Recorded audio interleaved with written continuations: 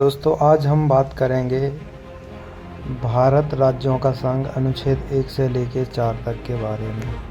सोचो आपका घर है, घर में कई कमरे हैं। जैसे भारत में राज्य, घर चाहे 2 कमरे का हो या 10 कमरे का, घर एक ही होता है। वैसे ही भारत कई राज्यों से मिलकर भी एक ही देश है।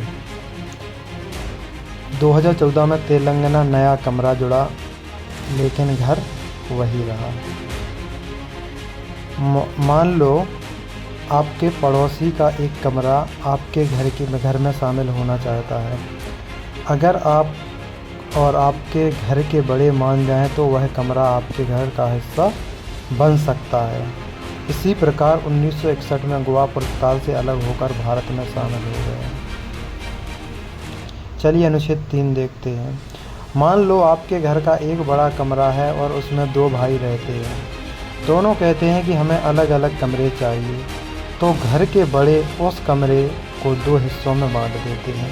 इसी प्रकार 2014 में आंध्र प्रदेश से बांटकर नया राज्य तेलंगाना बना। आइए अनुच्छेद 4 क्या कहता है। जब नया कमरा घर में जुड़ गया या किसी कमरे का नाम बदल गया तो घर की लिस्ट में नाम अपने आप अपडेट हो जाता है। आपको नया घर बनाने की ज़रूरत नहीं, बस नाम जुड़ जाता है। इसी प्रकार 1975 में सिक्किम भारत में जुड़ा तो उसे शामिल किया गया अनुच्छेद 2 के तहत, और जो संविधान में जो संशोधन हुआ है, जो नाम लिस्ट में ऐड हुआ है